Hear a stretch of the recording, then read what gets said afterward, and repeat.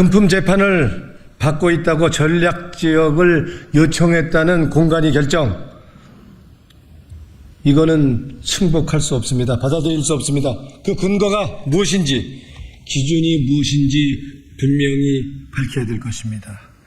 금품 관련 재판을 받고 있는 것은 저 혼자가 아닙니다. 그런데 저 혼자만 전략지역으로 한다는 것은 이건 명백히 고무줄 잣대입니다.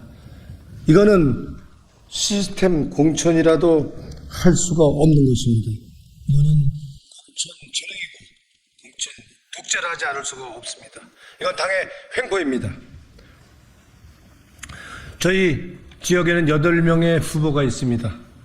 8명의 후보가 뛰고 있는데 더군다나 가상 대결에서 10% 이상 상대 후보를 저는 이기고 있는데 뚱딴지 같이 전략 지역을 선정한다는, 이거는 공관위가 결국 대표에게, 지도부에게 놀아나서 꼭두각시 역할밖에 하지 않은 거 아니냐라고 저는 의심하지 않을 수가 없습니다.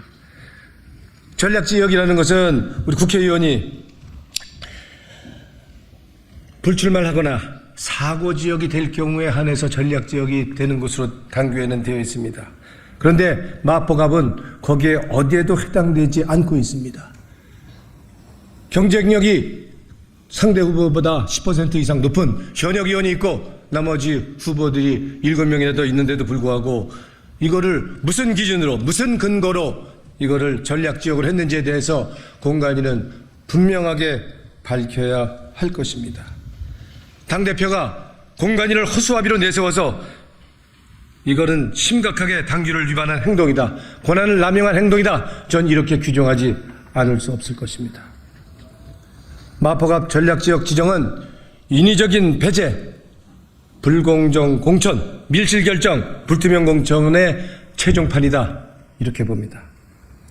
우선 선거를 지겠다는 결정이다, 전 이렇게 봅니다. 본선거 가상대결에서 10% 이상 이기는 후보를 제외하고 타지에서 누구를 데려온다는 말입니까? 이기는 선거가 아니라 이거는 선거를 포기하겠다는 결정이라고 하지 않을 수 없습니다.